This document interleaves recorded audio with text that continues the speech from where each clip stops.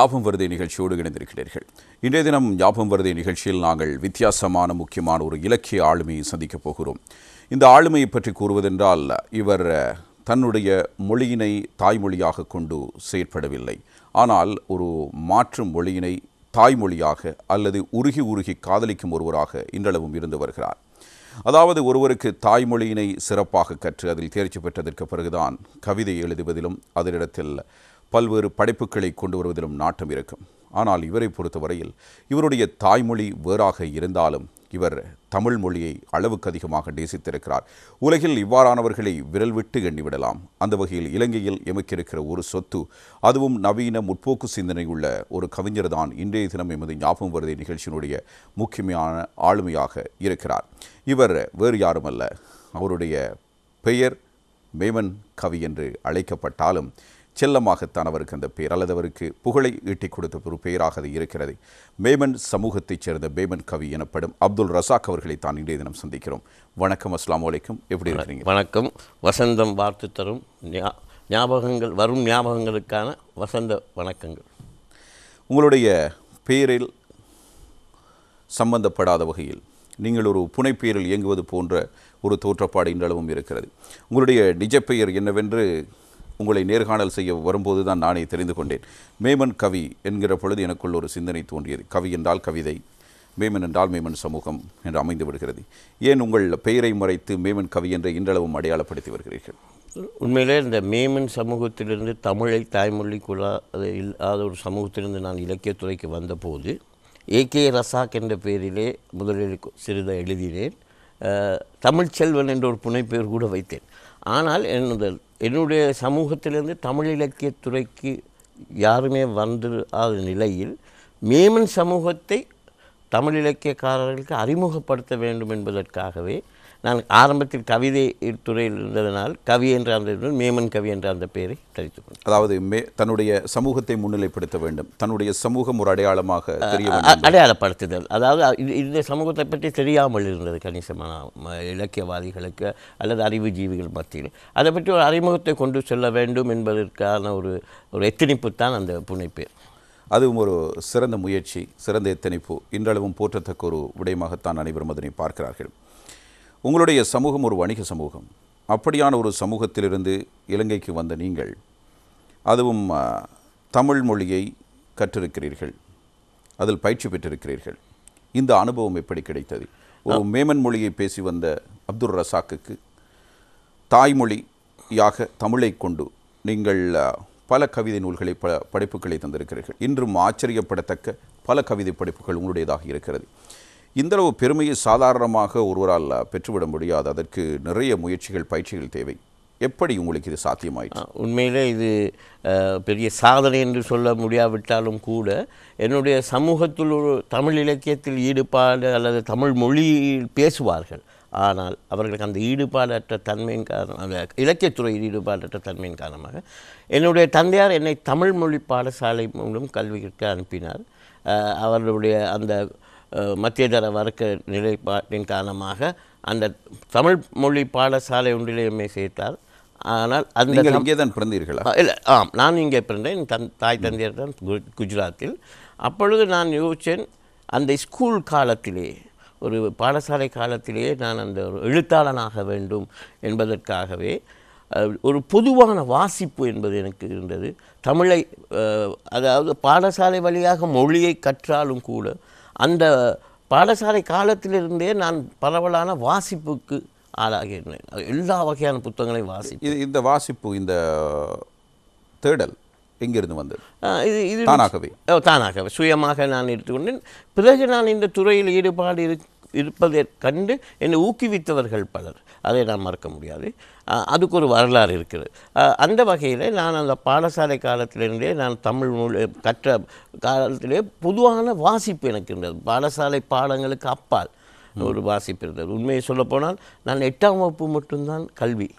ஏனென்றால் அது கூட எல்லோருமே இந்த மேமன் சமூகத்தை சார்ந்தவன் என்ற வகையில், வர்த்தக சமூகம் என்ற வகையில் இடைநிலையில் கல்வியை விட்டேன் என்று எல்லாரும் நினைத்து கொண்டிருந்தார்கள். ஆனால் உண்மையிலே நான் முறையான கல்வியின் மீது சலிப்பில் விட்டேன். அதாவது அந்த பாடப்புத்தகங்கள் மீதான சலிப்பை விட்டுட்டு அந்த நேரத்தில் நான் பொதுவான நூல்களை கற்றுக்கொண்டு தேடி தேடி படிப்பேன் நூலகத்தில். ஆகவே அதில் இருந்த சுவாரஸ்யம் இந்த பாடப்புத்தகத்தில் கிடைக்கவில்லை. ஆகவே அதை பாடசாலை இடைநடையில் விட்டு பிற்காலத்திலே நான் பல்கலைக்கழகத்திலே பத்திரிகை துறையெல்லாம் செய்து அது வேறு கதை.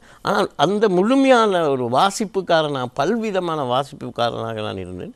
அதனால் எனக்கு இந்த மொழியோடு இந்த இலக்கியத்தோடு எழுத்தாளனாக வேண்டும் என்பதற்கு ஒரு உந்துதலை அது ஆர்வத்தையும் ஏற்படுத்தியது. அதாவது உங்களுடைய வாசிப்பு பழக்கம்தான் உங்களை ஒரு எழுத்தாளனாக கொண்டு நிச்சயமாக அடையாளப்படுத்தி இருக்கிறது.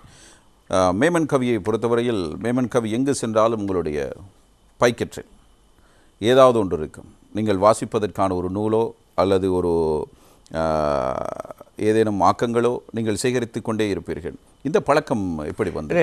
என்னை பொறுத்தவரையில் நான் ஒன்று குறிப்பிட்டேன்னாலும், நான் முன்பு எங்களுடைய குடும்பத்திலே நான் மூத்தாள். ஆனாலும் எங்களுடைய வர்த்தக சுமத்துறையில் நான் வர்த்தகத்துறையில் தந்தையார் ஈடுபட்டு கொண்டிருந்தால், ஆனால் கூட பாடசாலையை விட்டும் கூட நான் அந்த வர்த்தக பக்கம் போகாத பிற்காலத்தில் தேவைகள் ஏற்படுதல் போனது உண்டு.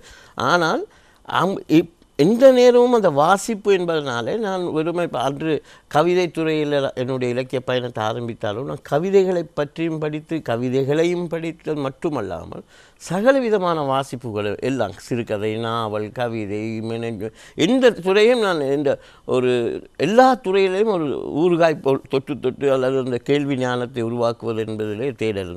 ஆக சகல துறை சார்ந்த தேடல் எனக்கு இருந்தது.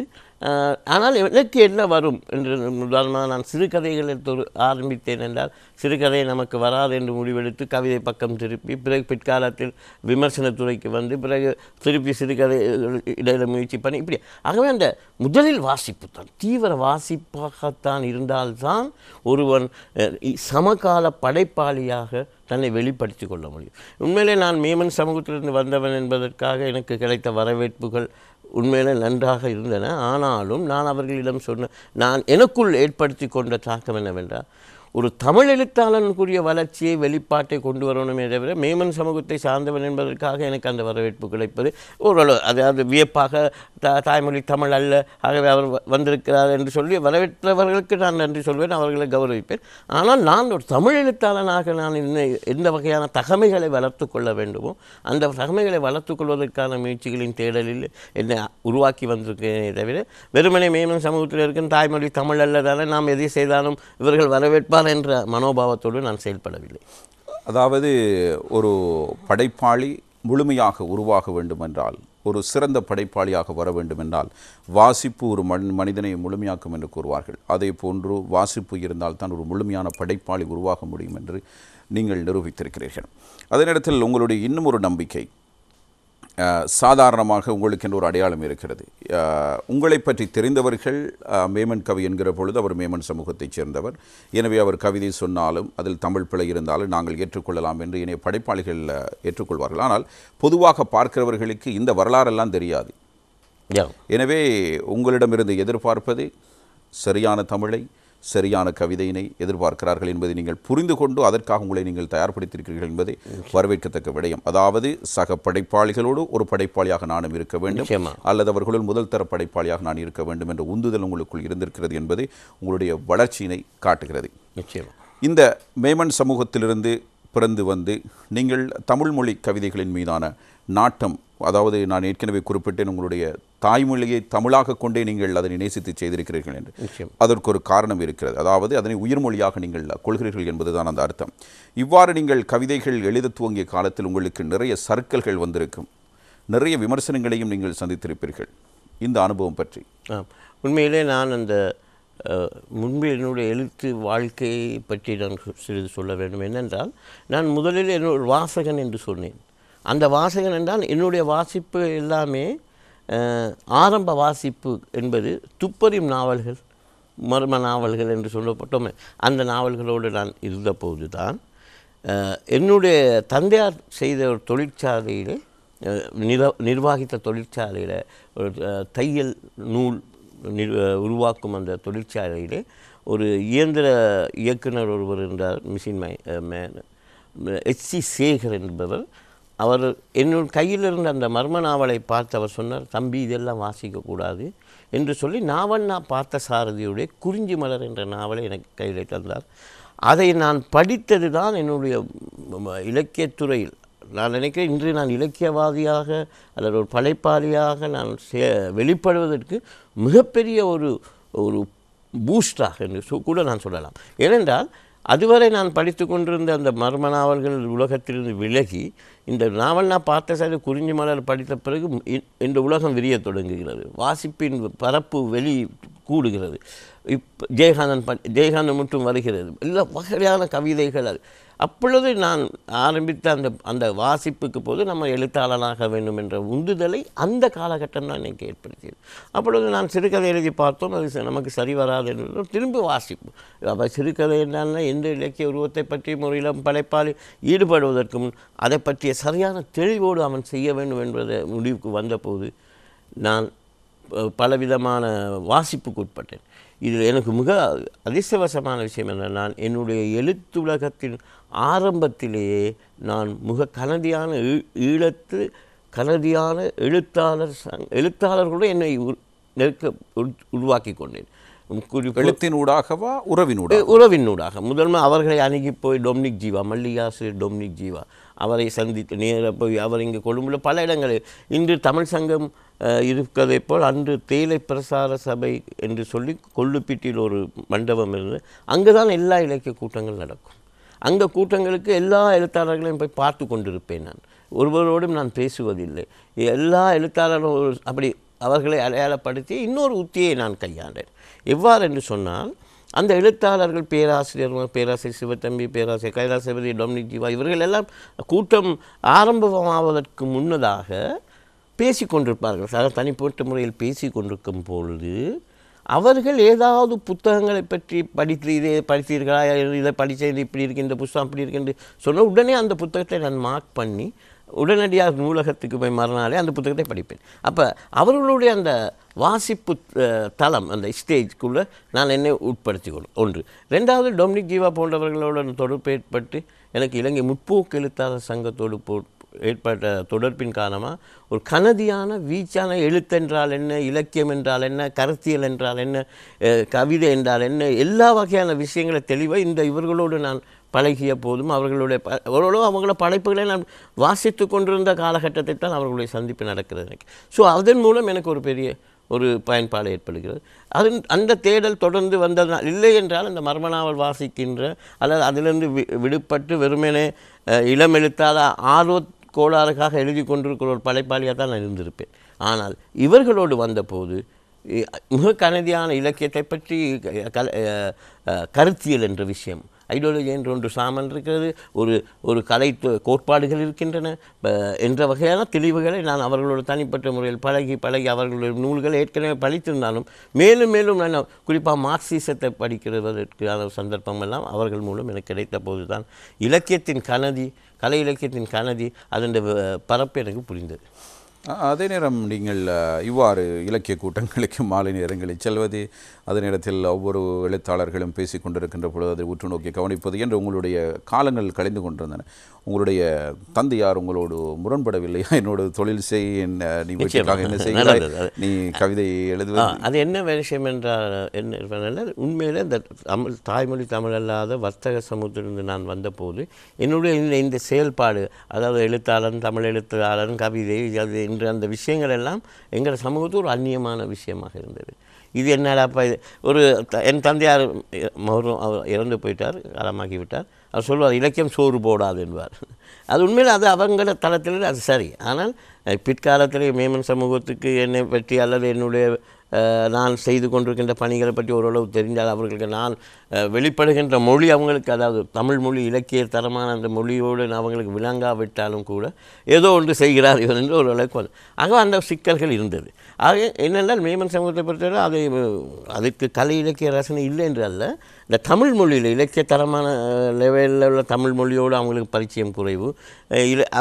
அப்படின்னா சில நேரத்தில் இந்த தொலைக்காட்சி போன்ற நிகழ்ச்சிகள் பங்கு பெற்று வரும்போது அவர்கள் பார்த்து உன்னுடைய தொலைக்காட்சி நிகழ்ச்சியை பார்த்தோம், நன்றாக இருந்தது, நீ சொன்ன ஒரு வார்த்தையும் எங்களுக்கு விளங்கவில்லை என்ற ஒரு ஆகவே அந்த சூழலுக்கு மத்தியில் நான் கொஞ்சம் போராட வேண்டியிருந்தது. அதை என்னை தக்க வைத்துக் கொள்வதற்கு அல்லது என்னை வெளிப்படுத்தி கொள்வதற்கு அல்ல என்னை அதே நேரத்தில் தமிழ் இலக்கிய சூழலை பொறுத்தவரையில் என்ன நடந்தது, என்னை ஊக்குவிக்கிற, அதாவது நான் 19வது வயதில் என்னுடைய முதலாவது தொகுப்பு வந்து விடுகிறது 1974ஆம் ஆண்டு. அதை வெளியிட்டது இலங்கை முற்போக்கு எழுத்தாளர் சங்கம். அவர்கள் என்ன செய்தார்கள், தாய்மொழி தமிழ் அல்ல என்றவரும் ஆர்வத்தோடு எழுதி கொண்டிருக்கிறார், சமூக பிரச்சனை சிந்தனையோடு எழுதி கொண்டிருக்கிறார் என்றதற்காக அந்த புத்தகத்தை போட்டு உண்மையிலே ஒரு 19 வயசுலேயே எழுத வந்து 2 வருடங்களுக்கு 1974ஆம் ஆண்டு என்னுடைய முதலாவது கவிதை சுதந்திரன் பத்திரிகையில் வெளிவந்தது. அதுக்கு பிறகு 2 வருடத்துக்குள்ள ஒரு தொகுப்பு போடுற அளவுக்கான ஒரு வளர்ச்சி என்னிடம் இருக்கவில்லை. ஆனால் அந்த புத்தகத்துக்கு வெளியிட வேண்டும் அப்படி ஒரு புத்தகம் என்னென்னா சிங்கள தமிழ் ஒருமைப்பாடு, தேசிய ஒருமைப்பாடு, இனங்களுக்கு இடையான ஒருமைப்பாட்டை வலியுறுத்தி கொண்டிருக்கிற ஒரு சங்கமாக முற்போக்கு எழுத்தாளர் சங்கம் இருந்ததும் தாய்மொழி தமிழ் அல்ல என்ற என்னுடைய இந்த போக்கின் காரணமாக அவர்கள் ஆர்வப்பட்டு யுகராகங்கள் என்னுடைய முதலாவது தொகுப்பை போட்டார். அதுக்கு எம்ஏ நூமான் அவர்கள் தான் முன்னுரை வழங்கினார். ஸோ அந்த அதாவது அவர் மிக முக்கியமான அமைப்பு என்னுடைய புத்தகத்தை வெளியிட அந்த உற்சாகமே கொடுத்த உற்சாகமே நான் என்னை ஒரு இன்னும் பல படைப்புகளை உருவாக்க வேண்டும், ஒரு அதுக்குள்ளே ஒரு முழுமையாக ஈடுபடுத்திக் கொள்வதும் ரொம்ப கவனமாக இருக்கணும். ஏன்னா இந்த அமைப்பு என்னை அங்கீகரிச்சிருக்காக நாம் இப்போ பெரிய ஒரு எழுத்தாளர் இதை என்ன நடக்கிறது என்றால் இளம் எழுத்தாளர்களுக்கு இடையில் ஒரு மிகப்பெரிய பலகீனம். அந்த காலத்தில் நான் விட்ட தவறுகள் இந்த தலைமுறை விடக்கூடாது என்பதற்காக சொல்லுகிறேன். அந்த சில முக்கியமான நாம் சில நல்ல விஷயங்கள் செய்து அந்த முக்கியமான நிறுவனங்களோ முக்கியமான எழுத்தாளர்களோ எம்மை பாராட்டி விடும்போது நாம் நினைத்து கொள்கிறோம் அதுவே ஒரு பெரிய அங்கீகாரமாக நினைத்து இனி நாங்கள் ஒரு பெரிய எழுத்தாளர் என்ற ஒரு மாயக்குள்ள சிக்கிக்கொள்கிறோம். ஆனால் அது பிழை. அது என்னென்ன அதே மாதிரி நான் அந்த கவிதைகள் எழுதி புது கவிதைக்குள் வந்தபோது அதுக்குரிய எதிர்ப்புகள், மற்றது என்னுடைய கவிதைகள் கருத்தியல் ரீதியாக பல தாக்குதல்கள் விமர்சனங்கள் அதையெல்லாம் தாங்கிக் கொள்ள வேண்டும்.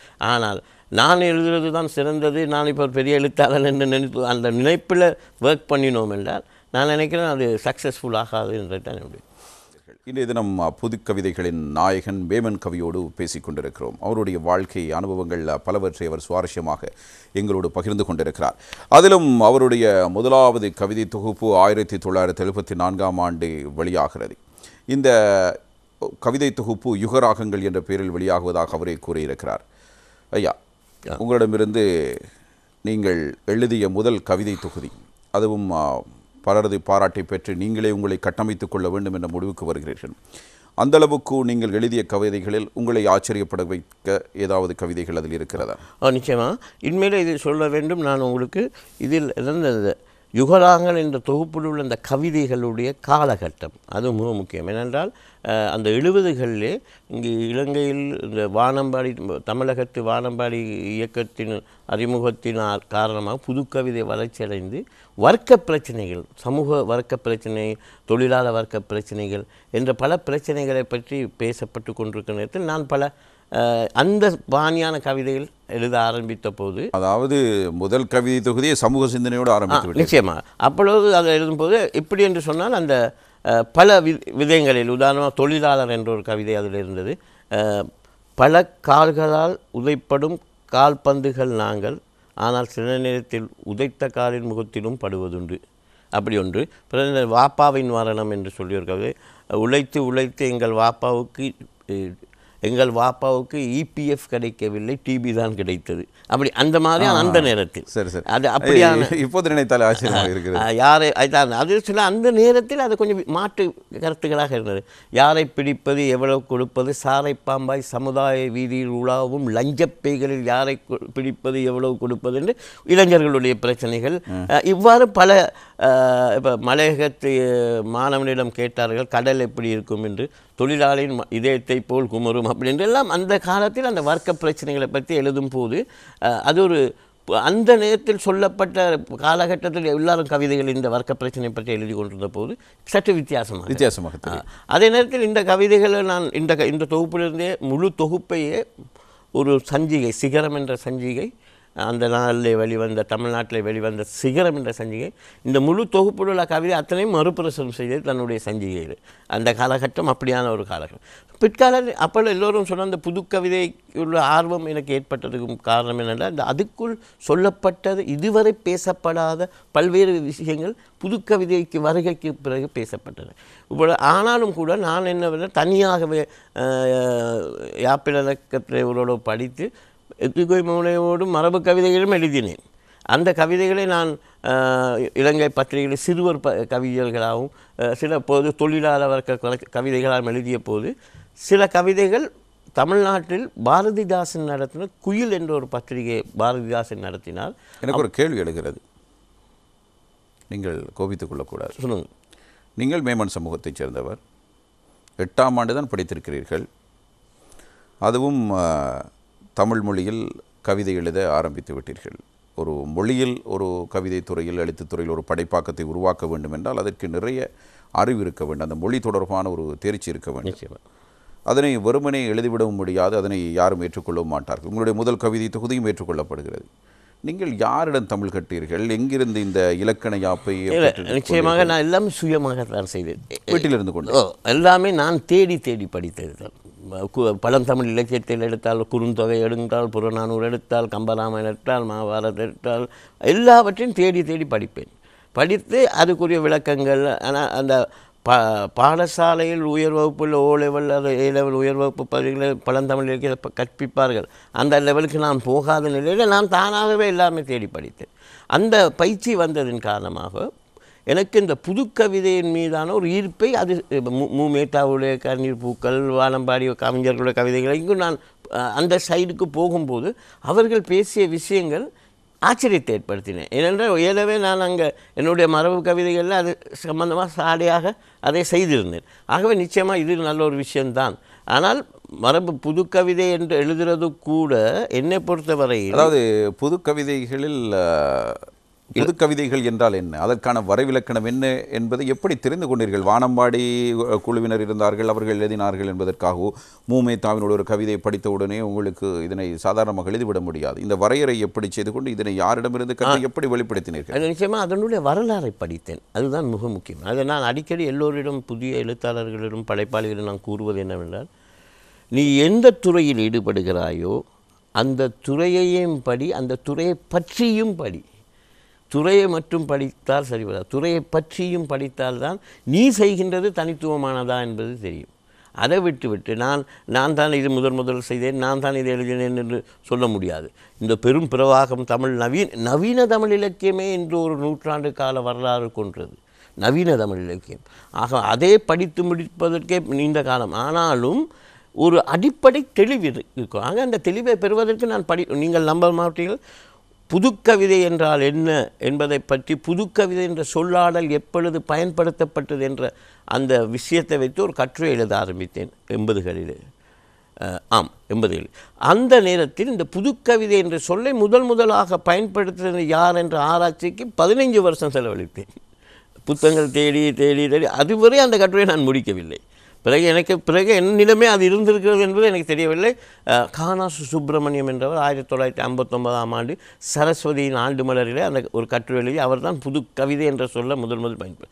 ஸோ இப்படியான விஷயங்களை படிக்கிறது, எல்லா வகையான வாசிப்பு. இந்த வாசிப்பு தான் ஒரு மனிதனை செம்மைப்படுது. அதாவது பொதுவாக வாழ்க்கையில் முன்னேற்றுவதற்கு அல்லது ஒரு பொறுப்புணர்ச்சி மிக்க மனிதராக மாறுவதற்கு வாசிப்பு இருக்கணும் என்பது ஒரு புறம். ஆனால் ஒரு இலக்கியவாதி, ஏன்னா இலக்கியம் மொழி சார்ந்தது, கலை என்பதை விட கலையில் ஓவியமும் அல்லது சினிமாவை நான் பேசுகிறேன். இலக்கியத்தில் அவனுக்கு மொழி சார்ந்த விஷயம் என்றால் அவனுக்கு எப்பொழுதுமே மொழி. உதாரணமாக நீங்கள் சொன்னது போல் அப்பொழுது நான் ஒரு மேமன் சமூகத்தை சார்ந்தவன் தான், என்னுடைய மொழியில் வீட்டில் நாங்கள் பேசுகிறோம் தான், ஆனால் நான் சிந்திப்பது தமிழில் தான் இப்பொழுது.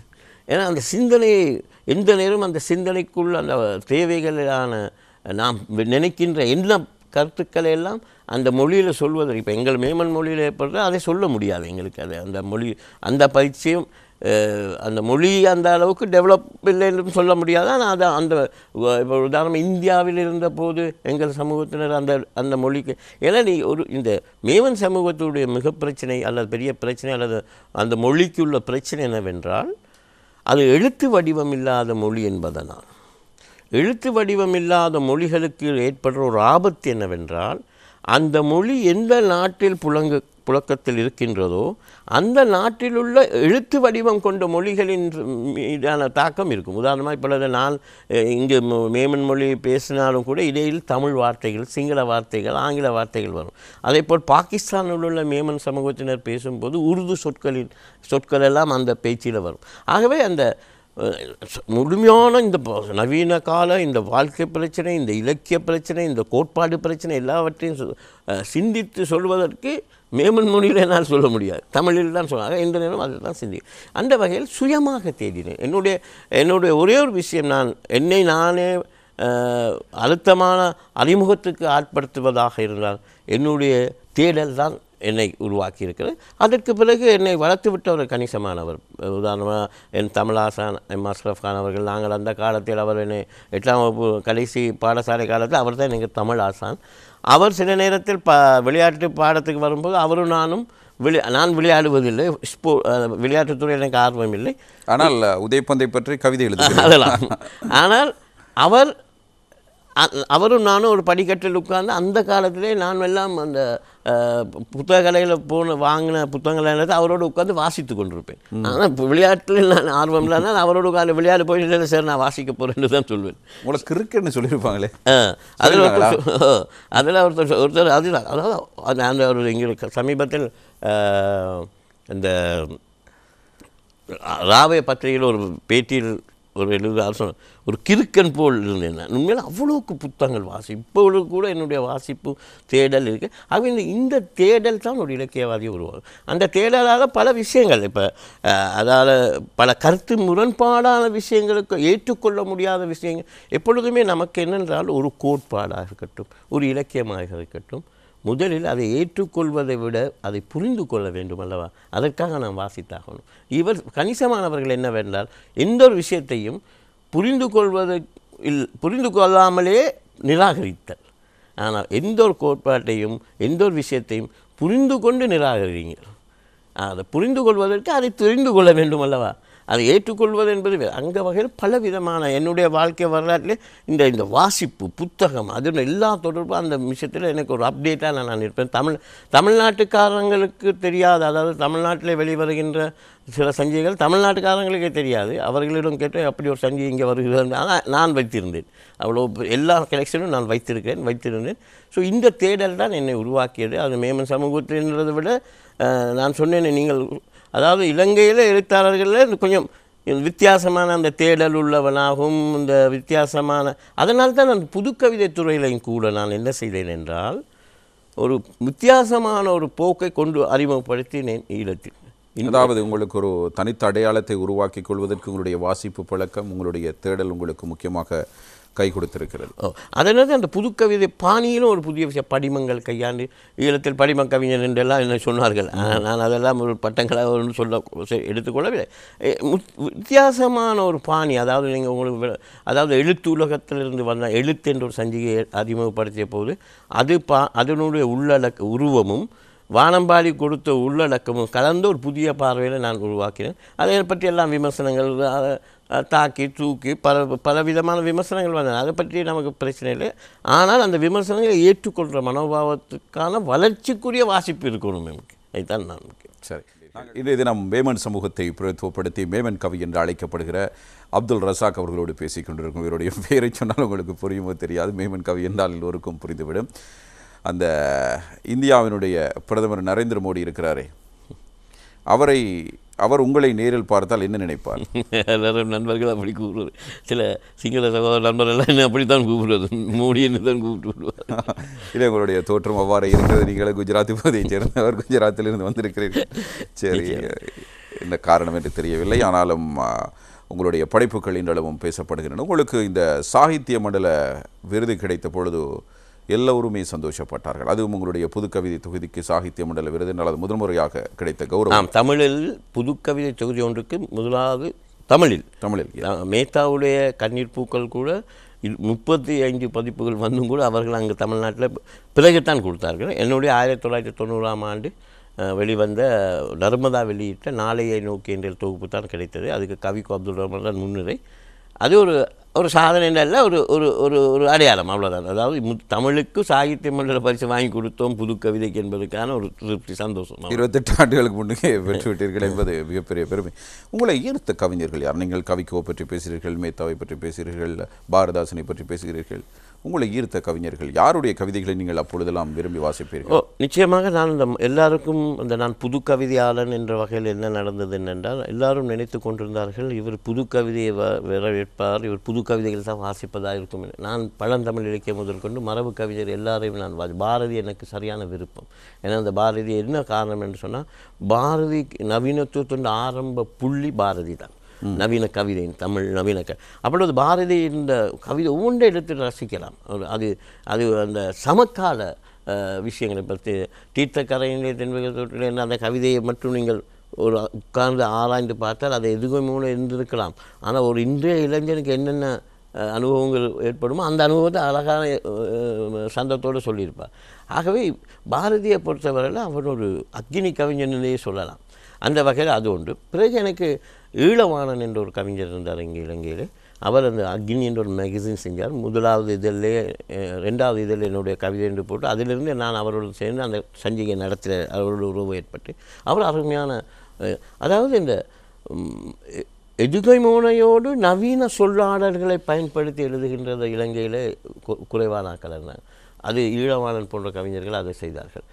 பிற்காலத்தில் சில்லையூர் செல்வராஜனை பொறுத்த வேண்டும் மாகவி. இங்கே சிறுநண்டு மணல் மீது படமுண்டு கீறும் சில வேளை கடல் வந்து அதை கொண்டு போகும், அருமையான கவிதைகள். ஆகவே இந்த இலங்கை கவிதையை பொறுத்தவரையிலே 50களில் மிக நல்ல கவிஞர்கள் சண்முக சிவலிங்கம், பிற்காலத்தில் 60களில் நூமான் சேருடைய கவிதைகள், பல அந்த நவீன கவிஞர்களுடைய கவிதை எல்லாரவற்றை நான் வாசிப்பேன் பிரியமான. பிறகு மேத்தா வரும்போது மேத்தாவுக்கு அந்த அவங்கள் அதை நான் சொன்னேன், வானம்பாடி ஆக்கள் பேசின விடயங்கள் இருக்கே அது ஆச்சரியத்தை ஏற்படுது. இப்போ தேசப்பிதாவுக்கு ஒரு திருப்பாடகன் அஞ்சல் என்ற ஒரு கவிதை, அவர் அதில் மகாத்மா காந்தியை பேசுவதை போல் அவர் அனுப்பியிருப்பார். போகிற பார்த்தால் அதாவது காந்தியுடைய உடை ஒரு அரை கோவணம் மாதிரி தான் உடுத்திருப்பார். அதுவே தேசிய உடையாக மாறிவிடுமோ என்றது செய்திகளை நான் விரும்பி இவர்கள் நாட்டையை செய்தியாக்கி விட்டார்கள் என்ற மாதிரி அந்த கவிதைகள் சொன்னது ஒரு ஆச்சரியத்தை ஏற்படுத்தியது. இப்போ செருப்போடுன்னு ஒரு பேட்டி என்று ஒன்று செய்வார். அதில் அந்த செருப்பை நோக்கி கேட்பார், உங்களுடைய தனித்துவம் என்ன என்று. அப்போ அது சொல்லும், சருகுகளை மிதிக்கும் போது சப்திக்கும் நாங்கள் மலர்களை மிதிக்கும் போது மௌனம் சாதித்து விடுகிறோம் என்று. அந்த இப்படியான புதிய மேத்தா எனக்கு இது ஒரு உலகம் ஒரு புரிந்த அந்த நேரம். பிற்காலத்தில் ஞானக்கூத்தன், அம்மாவின் பொய்கள் என்ற ஒரு கவிதை, ஞானக்கூத்தன், தர்மு சிவராமன் நம்ம நாட்டிலிருந்து போய் தமிழ்நாட்டு கவிதைத்துறைக்கே கலக்கினவர். அதாவது அந்த நவீன தமிழ் கவிதையிலும் மிக முக்கியமானவர்கள் அவர் இலங்கையில் 70களில் வரை இருந்து இலங்கையில் பிறந்தவர். பிறகு அங்கே போய் மிகப்பெரிய சாதனைகளை செய்கிறார். சாதனை என்று சொன்னால் மிக, அதாவது இந்த பிரச்சனை இருக்கிற இந்த சாதனைகள் என்று சொல்லுகின்ற போது இந்த 1000 10 லட்சம் கொப்பி விற்றது என்ற அந்த கமர்ஷியல் சாதனை அல்ல. இந்த நவீன தமிழ் இலக்கியம் அது சீரியஸ் ரைட்டிங்களுடைய மிக முக்கியமான அம்சம் தொகை குறைவாக இருக்கும். அதான் சிறு சஞ்சிகைகள் என்று சொல்வார்களே, அந்த இலங்கையில் வந்து அந்த நாட்டில் தாமரை, செம்மலர், மணிக்கொடி, எழுத்து, இங்கே இலங்கையில் மல்லிகை, இதெல்லாம் சிறு சஞ்சிகள். அந்த சிறு சஞ்சிகள் தொகையளவு சிறிதாக இருந்தாலும் அவையில் தான் தமிழ் இலக்கியத்தை மாற்றங்கள் ஏற்படும். அந்த மாதிரி சஞ்சிகளை எழுதுனது அது அந்த கவிஞர்கள் அந்த வகையில் இலங்கையில். அப்போ மேத்தா அந்த இலங்கையில் நான் சொன்னேன், சில்லர் சொல்கிறான், மகாகவி, சண்முக சிவலிங்கம், எம்ஏ நூமான். பிறகு வந்து இன்னொரு கட்டம் வருகிறது. அப்பொழுது சேரன், ஜெயபாலன், இப்படி எல்லாரையும் நான் வாசிப்பேன். எனக்கு அந்த பிடித்த ஆனால் தாக்கத்தை ஏற்படுத்திய கவிஞர்கள் கொஞ்சம் இருப்பார்கள். அது பாரதி தான். பாரதியில் தொடங்குகிற அந்த வீச்சு பிறகு இங்கே வந்து இலங்கையில் கந்தவனம் என்று ஒருத்தர் இருந்தார். அவருடைய சந்த கவிதைகள், அந்த மரபு மேடை கவிதைகளுக்கு நான் ஒரு சந்தத்தை மேடையில் இருக்க வேண்டும் என்றதை மனசுக்குள்ளே உருவாக்க வைத்தது அவருடைய கவிதை.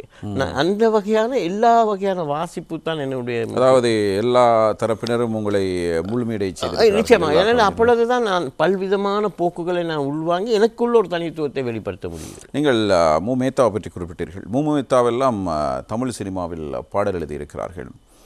நீங்கள் இந்தியாவை வம்சாவளி என்று கூட உங்களை எடுத்துக்கொள்ளலாம். நீங்கள் அங்கிருந்து இங்கு வந்தவர்கள் உங்களுடைய தந்தையார்கள் எல்லோரும். ஆனால் உங்களுக்கு ஒரு ஆசை இருக்கவில்லையா? ஒரு கவிஞனாக நீங்கள் சிறிய வயதிலேயே சாதித்து விட்டீர்கள், புகழடைந்து கொண்டிருக்கிறீர்கள்.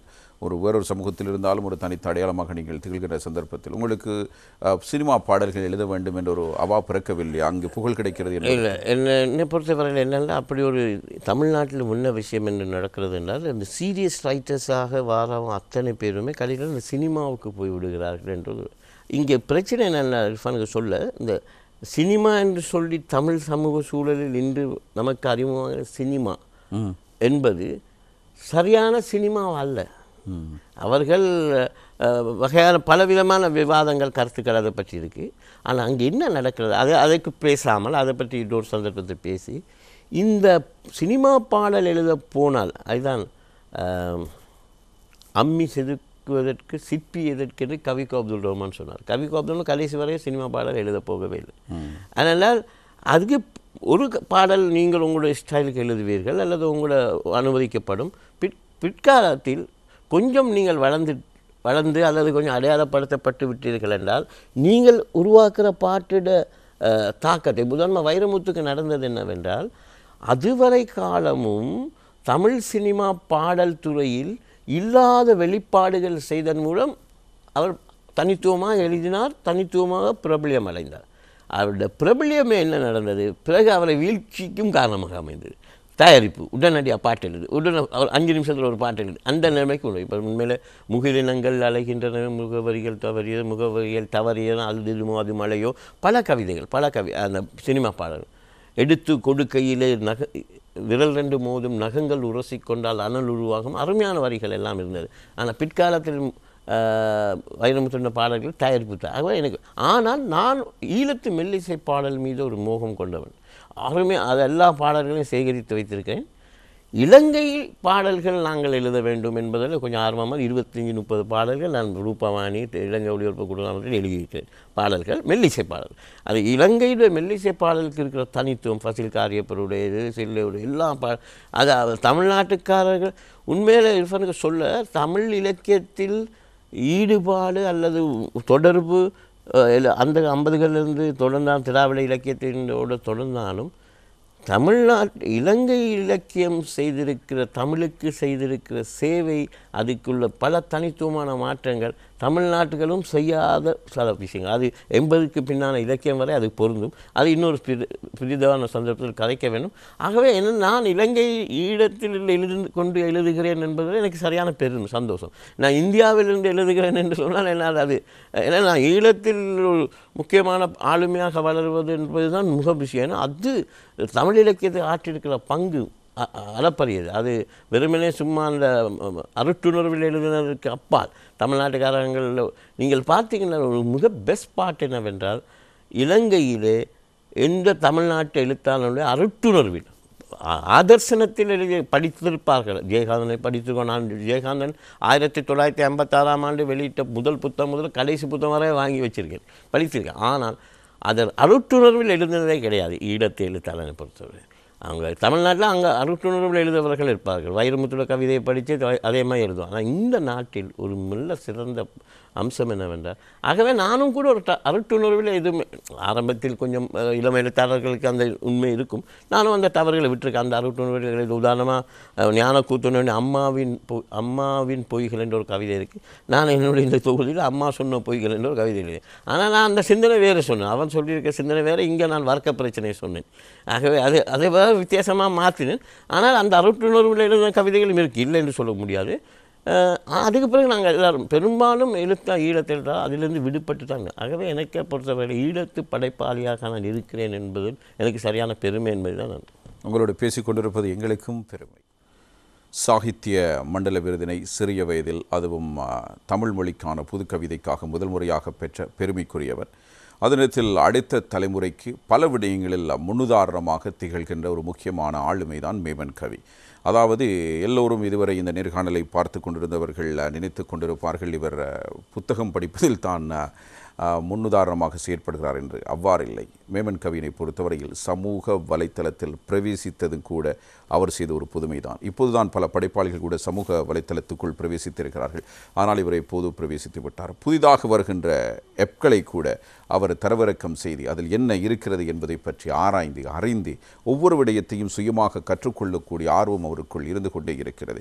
இது சகல துறைகளில் சகலருக்கும் பொருந்தக்கூடிய ஒரு விடயமாக நாங்கள் எடுத்துக்கொள்ளலாம். எங்களுடைய முன்னேற்றத்திற்கு ஒரு முக்கியமான ஒரு முன்னுதாரணமாக இவர் திகழ்கிறார். அவரோடு தான் நாங்கள் இன்றைய தினம் பேசிக்கொண்டிருக்கிறோம். மேமன் கவி அவர்களே, உங்களுடைய கவிதை தொகுப்புகள் வெளியாகின்றன. நீங்கள் ஒவ்வொரு இடங்களுக்கும் சென்று கவி பாடுகிறீர்கள். உங்களுடைய கவி பாடலை அனைவரும் விரும்பி ரசிக்கிறார்கள். விமர்சனத்துறை மீது உங்களுக்கு நாட்டம் இல்லையா? நிச்சயமாக நான் சமீபத்தில் ஒரு கடந்த 10 வருடங்களாக நான் இந்த விமர்சனத்துறை பக்கம் ஏன் இந்த விமர்சனத்துறை பக்கம் கொஞ்சம் நகர்ந்தேன் என்பதற்கு சொல்வ காரணம் என்றால் என்னோட இந்த வாசிப்பு தான். நான் ஒன்றை வாசிக்கிறேன், விமர்சனம் என்று நான் எதை கருதுகிறேன் என்று சொன்னால், நான் ஒரு புத்தகத்தை வாசித்து அதை நான் பிறருக்கு அதே தர வேண்டும் என்பது ஒரு மிக முக்கியம். உங்களோட வசந்தத்தில் கூட நான் தூவானம் நிகழ்ச்சியிலே நூல்களை அறிமுகப்படுத்துகின்ற ஒரு நிகழ்ச்சியை செய்தேன். அதே நேரத்தில் நூலகம் என்ற பேரில் இப்போ இன்னொரு விஷயம் இருக்கு என்னென்றால், இர்ஃபானுக்கு சொல்ல வேண்டும், இந்த கோட்பாடுகளின் மாற்றங்கள், மொழிகளை பற்றி மாற்றங்கள், பல கோட்பாடுகள் மாற்றங்கள் வந்த பிறகு ஒரு பிரதி, அதாவது ஒரு புத்தகத்தை ஒரு பிரதி என்று தான் சொல்வார், டெக்ஸ்ட். அப்போ அந்த பிரதியை நான் வாசிக்கும்போது எழுத்தாளன் எழுதியதை விட வேறு உலகம் எனக்கு அதில் விரியும். அந்த உலகத்தை வாசகனுக்கு அறிமுகப்படுத்த வேண்டும் என்பது தான் என்னுடைய அதாவது எழுத்தாளன் தொடாத பகுதிகள் அந்த பிரதிக்குள்ளே இருக்கும். அது எழுத்தாளனுக்கே தெரியாமல் இருக்கும். அதை வாசகன் தனக்கான ஒரு பிரதியை உருவாக்குறான் என்ற ஒரு கோட்பாடு இருக்குது பின் அமைப்பில். அந்த வகையில் நான் விமர்சன துறையில் ஈடுபட்டேன். அப்படி ஈடுபடும் போது உங்கள் விமர்சனத்தை விரும்புகிறார்களா? அப்போ நான் எனது முதலாவது விமர்சனங்களின் தொகுப்பாக ஒரு வாசகனின் பிரதிகள் அப்படின்ற ஒரு நூலை கொடகை வெளியிட்டிருக்கிறது. அதுக்கு இப்போ புதிதாக இப்பொழுது நான் அதுக்கு பிறகு எழுதின பல விமர்சனங்களின் தொகுப்பு ஒன்று நீண்ட பெரிய கணிதியான தொகுப்பு விரைவில் வர இருக்கிறது. இந்த பின்காலனியம் சம்பந்தமான விஷயங்களில் கொஞ்சம் ஆர்வம் இருக்குது. அது சம்பந்தம் அந்த அடிப்படையில் சில விமர்சனங்கள் எழுதியிருக்கேன். அது ஒரு நூலாக. ஆகவே இந்த கவிதை என்பது செய்தி இருந்தால்தான். என்னை பொறுத்தவரை எம்எஸ்எம் இக்பால் என்ற ஒரு பழைய கவிஞர் இருந்தார், ஒரு சிந்தனையாளர். அவர் சொல்வார், உனக்கு செய்தி இருந்தால் மட்டும் எழுது. ஏதாவது சொல்கிறதுக்கு ஒரு செய்தி இருந்தால் மட்டும். கவிதை எழுதணுக்காக நாம் இப்பொழுது எதை எழுதி இப்போ அனுப்பினால், இப்போ நம்ம கையில் பத்திரிகைகளில் சஞ்சிகளுக்கும் எதை போட்டு மேமன் கவி என்று போட்டு அனுப்பினால் போடுவார்கள் என்பதற்காக எழுத முடியாது. அதே தான் எங்களுக்கு இந்த சமூக வலைத்தளங்கள் என் கையில் இருக்கு என்பதை நாம் கண்டதை எழுதி போடவும் இல்லை. ஆனால் கவிதை என்பது அடுத்த கட்டம் வருவது வாசித்த நூல்களை பற்றி பிறரிடம் சொல்ல வேண்டும் என்ற ஒரு உந்துதலும் ஒரு அழுத்தம் வந்தபோது இந்த விமர்சனத்தை பக்கம் நான் நகர்ந்தேன். அது உங்களுக்கு பிடித்திருக்கிறது? நிச்சயமாக. அதில் ஒரு சுவாரஸ்யமான என்னென்னா, அந்த புத்தகத்தை நாங்கள் வாசிக்கின்ற போது அந்த படைப்பாளியை மறந்து சில நேரத்தில் வாசிக்கும் போது அந்த ஒவ்வொரு அந்த பார்வை அதாவது ஒரு நூலை அல்லது ஒரு டெக்ஸ்டை ஒரு பிரதியை வாசிக்கின்ற போது அது வேறொரு பார்வையில் பார்க்க வேண்டும் என்ற அந்த சிந்தனை வளர்ச்சிக்கான வாசிப்பு எங்களிடம் இருக்க வேண்டும். அதுதான் மிக முக்கியம். அதே நேரத்தில் இந்த ஊடகங்களையும் இலக்கியத்தையும் எவ்வாறு ஒன்று சேர்க்க முடியும்? நிச்சயமாக. நான் நீண்ட காலமாக இலங்கை ஒளிபரப்பு கூட்டுத்தாபனம் சரி, தொலைக்காட்சி நிறுவனம் சரி, என்னை பொறுத்தவரையில் இன்றைய யுக மாற்றத்தின் காரணமாக பல வெளிப்பாட்டு தன்மைகள், இப்போ வாசிக்கும் முறைமை, எல்லாரும் சொல்கிறார்கள் நூல்களின் விற்பனை வீழ்ச்சி அடைந்திருக்கிறது என்று. ஆனால் அவர்கள் சொல்ல மறந்த அல்லது அவர்கள் அறிய மறந்த ஒரு விஷயம் என்னவென்றால், பிரிண்ட் மீடியாவை படிக்கின்ற தலைமுறை குறைந்து விட்டது. அதாவது வாசிப்பு பழக்கம் குறையவில்லை, வாசிக்கும் முறைமை மாறிவிட்டது. Method of reading. இப்பொழுது பிரிண்டில் படித்தவன் பிடிஎஃப்பில் படிக்கிறான். ஸோ அவன் கிரிட்டிக் வச்சு எல்லாம் வச்சு அவன் தன் கையிலே ஒரு சீடியிலே 40,000 புத்தகங்கள் வைத்திருக்கிறான். டெப்பு, அந்த டிக்கெட் அப்படி எல்லாம் சாதனங்கள் வகை அவன் வாசிக்கிறான். வாசிக்கவில்லை அல்ல, வெகுஜனத்தோடு இந்த சோஷியல் மீடியாக்கள் அவன் எழுதுறான், வாசிக்கிறான். அவன் ஏதோ ஒரு விதத்தில் வாசிக்கிறான். அவர் எதை வாசிக்கிறார்கள் புதிய தலைமுறை என்பது அல்ல, வாசிப்பு பழக்கம் குறைந்து விட்டது. புத்தகங்கள் விற்பனை இதை யார் சொல்லுகிறார்? புத்தகமாக பிரிண்ட் பண்ணி வெளியிடுற எழுத்தாளர்களும் புத்தக விற்பனையாளர்கள் தான் சொல்லுகிறார்கள். ஆனால் உண்மையிலே வாசிப்பு பழக்கம் குறைந்து விடவில்லை, முறைமே மாறி. ஆனால் அதை பிரிண்ட் மீடியாவுக்குள் படிக்கும்போது இருக்கிற சந்தோஷம் அதெல்லாம் யார் சொல்லுவார்? பழைய பாடல் போல் புதிய பாடல் என்று சொல்பவர்கள் யார்? அந்த தலைமுறை சார்ந்தவர்கள் தான். அந்த அந்த அந்த சமூக அந்த அந்த சூழலை சார்ந்தவர். அதை பிரிண்ட் மீடியாவிலேயே வாழ்க்கை ஆரம்பித்தவர்கள் என்று சொல்லுவோமே, ஆரம்பித்து அதிலிருந்து விலகா மனமில்லாதவர் சொல்லுகிறார். ஆனால் உண்மையில் தரமான வாசிப்புகள் தொகை குறைந்து விட்டது என்பது உண்மை, அது வேறு விடயம். ஆனால் வாசிக்கு பழக்கம் குறைந்து விட்டது முற்றுமுழுதான் என்று சொல்ல முடியாது. நீங்கள் புது கவிதைக்கு பொருத்தமான ஒருவர், புதுமையான சிந்தனையாளர் என்பதை நீங்கள் உங்களுடைய இந்த நேர்காணல் நீங்கள் நிரூபித்து விட்டீர்கள். உங்களுடைய சில கவிதை தொகுப்புகள் படைப்புகள் என்னிடம் இருக்கின்றன, அவற்றை நீங்கள் ஞாபகமூட்ட வேண்டும், இதில் என்ன இருக்கிறது என்று உங்களுடைய அபிமானிகள் அதனை தெரிந்து கொள்ள வேண்டும். நாளை நோக்கி முதலாவது என்ன நடந்ததுன்னா, முதலாவது யுகராகங்கள் வந்தது, இது 1974. அதுக்கு பிறகு ஹிரோஷிமாக்கள் ஹீரோக்கள் என்று சொல்லி ஒரு புத்தகம் வந்தது. அது நர்மதா பதிப்பகம் வெளியிட்டது. உண்மையிலே அந்த புத்தகத்துக்கு முன்னுரை வழங்கிய மேத்தா அவர்கள் என்னை சந்திக்காமலே முன்னுரை டொமினிக் ஜீவா அவர்களை சொல்லி வார்த்தை சொன்னதின் பிரகாரம் எனக்கு முன்னுரை வழங்கினார். பிறகுதான் இந்த புத்தகம் வெளிவந்த பிறகுதான் நான் அவரை நேரிலே முதல்ல சந்திக்கிறேன். அதே போல் அடுத்ததாக வந்தது இயந்திர சூரியன் என்று சொல்லி, அது இயந்திர சூரியன் அதாவது அதைத்தான் சொல்கிறேனே, நவீன யுகத்தினுடைய சூரியனே இயந்திரமாக மாறிவிட்ட ஒரு நிலைமையைத்தான் நான் இந்த வாழ்க்கை அதுக்குள்ளே எல்லாம் அந்த மாதிரியான கவிதைகள். அதுக்கு வைரமுத்து அவர்கள் தான் முன்னுரை வழங்கினார். அதுக்கு அடுத்ததாக வந்தது உனக்கு நாளைய நோக்கி இன்றில் என்ற நூல் வந்தது. அது தான் சாகித்ய மண்டல பரிசு பெற்றது. அதிலும் கவிக்கோ அப்துல் ரஹ்மான் அவர்கள் என்னை சந்திக்காமலே எனக்கு முன்னுரை வழங்கினார். அதுக்கு பிறகு மல்லிகை பந்தலாக மீண்டும் வசிப்பதற்காக என்ற ஒரு நூல் வந்தது. எல்லாமே என்னுடைய கவிதைகளில் கொஞ்சம் நானே இது சொல்ல முடியாது, ஆனால் ஒரு வித்தியாசமான பாணியான வித்தியாசங்களும் ஒவ்வொரு விஷயங்களையும் நான் சொல்லி கொண்டிருப்பேன். கொழும்பு வாழ்வியலை அதிகமாக சில இடங்களை நான் சொல்லியிருப்பேன். அதே நேரத்தில் அதுக்கு அடுத்ததாக உனக்கு எதிரான வன்முறை துறவி வெளியீடாக வந்து நம்மிடம் இப்பொழுது இங்கே கைவசம் இல்லை. அதுவும் ஒரு தொகுப்பு, அது சில யாழ் இலக்கியவற்ற பரிசெல்லாம் பெற்றது. இப்போ கடைசியாக என்னுடைய மணிவிழாவை முன்னிட்டு கொடகை நிறுவனம் எனக்காக வெளியிட்டு தந்த புத்தகம் தான் ஆதிகளின் புதைக்குழிகளில் இருந்த அந்த கவிதை தொகுதி. அழகான வடிவமைப்பில் அவர்கள் வெளியிட்டிருக்கார்.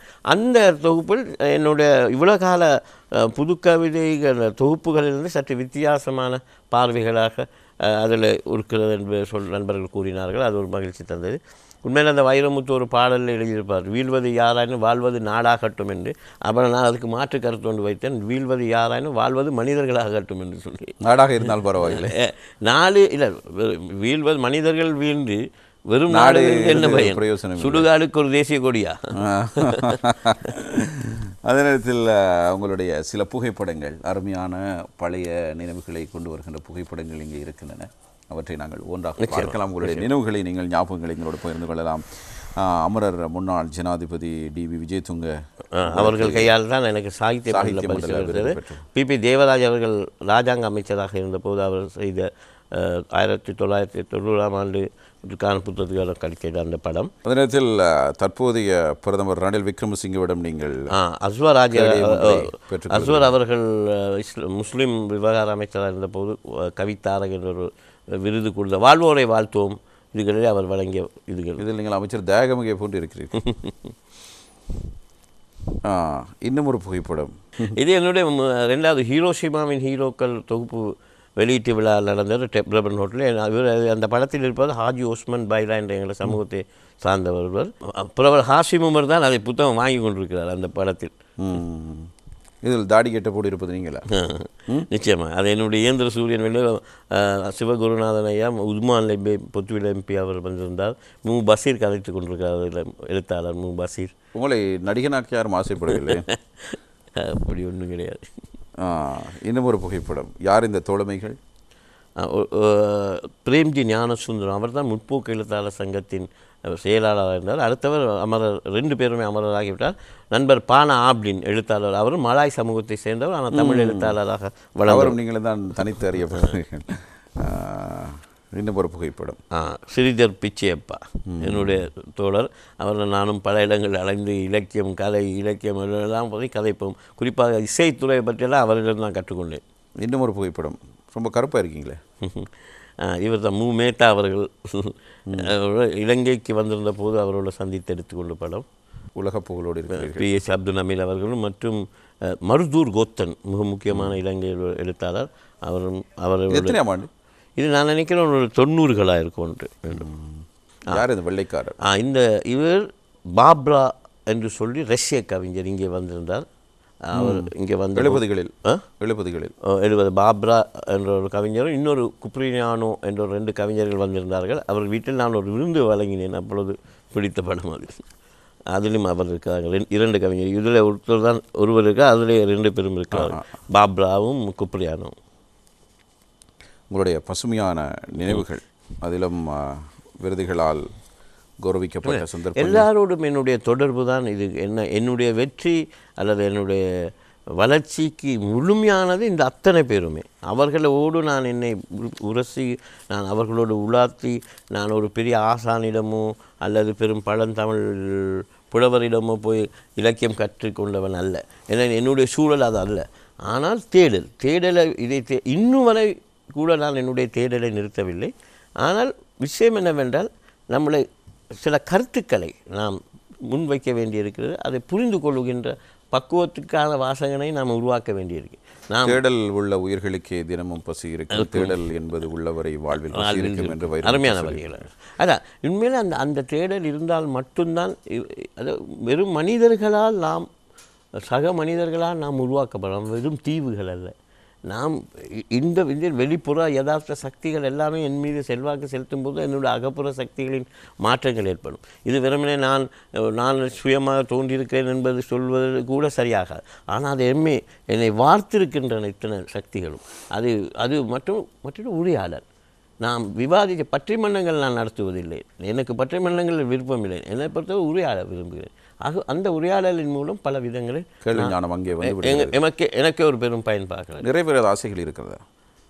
நிறைவேறாத ஆசைகள் என்று இப்படியாக இல்லை. ஆனால் நிச்சயமாக என்னுடைய நாவல் ஒன்று எழுத வேண்டும். அது இன்னும் முடியாமல் இருக்கிறது. அதை முடித்து விட வேண்டும். அது ஒரு ஆசை. அதாவது மேமன் சமூக பின்னணியை வைத்து ஒரு நாவல் எழுதுது. அதுதான் இத்தனை நூல்கள் எழுதிவிட்டீர்களே நீங்கள். அதை பற்றி நான் முன்குறிப்புகள் எழுதிட்டேன். அந்த முயற்சியில் இருந்து கொண்டிருக்கிறேன். அந்த மேமன் சமூகத்தை, இலங்கையில் வாழ்கின்ற மேமன் சமூகத்தை பின்னணியை வைத்து ஒரு நாவல் படைக்கிறேன். கவிதை படிக்கவில்லை. இல்லை, அப்போ இந்த கவிதை என்று சொல்லும் போது தான் ஒரு விஷயம் நினைவந்தது இருப்பான். உண்மையில பேராசிரியர் சிவத்தம்பி ஐயா அவர்கள் என்னிடம் கேட்பார், அதை நீ மேமன் சமூகத்தை சேர்ந்தவன் என்றே உன் சமூகத்தை பற்றி என்ன எழுதியிருக்கிறாய் என்று. உண்மையில என்னுடைய சமூகத்தை பற்றி எழுதுவதற்கு என்னை பொறுத்தவரை என்னுடைய சமூகத்தில் ஒரு நல்ல பண்புகள் இருக்கின்றன. அந்த ஒன்று தான் அவர்கள் இங்கே இலங்கை முஸ்லீம்களோடு ஒன்றாக கலந்து இலங்கை முழு தேசிய அளவில் தங்களுக்குரிய பங்களிப்பு செய்து கொண்டிருக்கிறவர்கள இலங்கை மக்களுடைய பிரச்சனை ஏதோ அதுதான் அவருடைய பிரச்சனை. ஆகவே இவர்களை தனித்துவம் கலந்து விட்டார்கள். கவிஞரே, ஒரு பிரச்சனை இருக்கிறது. நீங்களே சொன்னீர்கள், ஒரு சமூகம் பற்றி எழுத்திலே அது வரவில்லை என்றால் நிச்சயமாக அதனால தான் அதாவது அந்த கல்ச்சரல் பேக்ரவுண்ட் அவங்கள இருப்பு நிலை பற்றியெல்லாம் சொல்வதற்காக அந்த நாவல். ஆனால் அந்த கவிதையில் இப்போ உண்மையில் என்ன நடக்கும் என்றால், அந்த கவிதை என்பதுக்கும் புனைவு படை பிரதிகளுக்கும் ஒரு வித்தியாசம் என்னவென்றால், இந்த கவிதை உணர்ச்சி சார்ந்தது. அப்போ உணர்ச்சி ரீதியான பொதுவான, இப்போ உதாரணமாக இந்த நாட்டில் நடந்த போர் அழிவுகள் அதுகள் எல்லாவற்றையும் பொதுவான எல்லாரும் பாதிக்கப்பட்ட அந்த உணர்ச்சியோடு தான் அந்த கவிதைகள் வரும். எல்லாமே போரில் நான் அப்படின்னு பல கவிதை. ஆனால் நான் அப்படி மேமன் சமூக வாழ்வியல் என்று சொன்னால் என்னுடைய கொழும்பு வாழ்க்கையை பற்றி நான் எழுதின கவிதைகள், கொழும்பு புராணம் என்ற ஒரு கவிதை இருக்கிறது, 4ஆம் குறுக்கு தெருவு பற்றி என்னுடைய அந்த வர்த்தக மேமன் சமூகம். ஆனால் அவங்க நீ கூடியது போல் இந்த ஒரு சமூகத்தின் வரலாற்றாக பதித்து வைக்கிறதாக இருந்தால் வரலாறை பதித்தல், அது இருந்த நிலைமைகளை பதித்தல். இப்போ நான் அதுக்கு தான் வரலாற்று புனைவியல் பிரதிகள் என்று சொல்லி நான் விமர்சனங்களை கூட அடிக்கடி குறிப்பிடுவேன். ஸோ அதுக்கு நிச்சயமாக ஒரு நாவல் மாலி வடிவத்தில் தான் சார். நிச்சயமாக நீங்கள் அதனை செய்தியாக வேண்டும், இல்லை என்றால் அது எதிர்காலம் உங்களை மன்னிக்காது. நிச்சயமாக அது செஞ்சு தான் ஆக வேண்டும். நன்றி கவிஞரே. நீங்கள் ஒரு அருமையான சந்தர்ப்பம். என்னுடைய ஞாபகங்களை கிளறி பல விஷயங்களை சொல்ல ஒரு சந்தர்ப்பத்தை வழங்கப்பட்டிருக்கிறது. இத்தகைய சந்தர்ப்பங்கள் நான் இன்று ஏலவே இந்த நிகழ்ச்சியை பார்த்திருக்கிறேன். வசந்தம் டிவியோடு எனக்கு தொடர்பு இருக்கிறது. உண்மை பலருடைய பிரச்சனைகள், முன்னோடிகள், மூத்தவர்களுடைய அனுபவங்களை இந்த போன்ற நிகழ்ச்சிகள் நாம் தெரிந்து கொள்ள முடியுது. அதே போல் புதிய தலைமுறைகளுக்கு அது கொடுக்க முடிந்திருக்கிறது.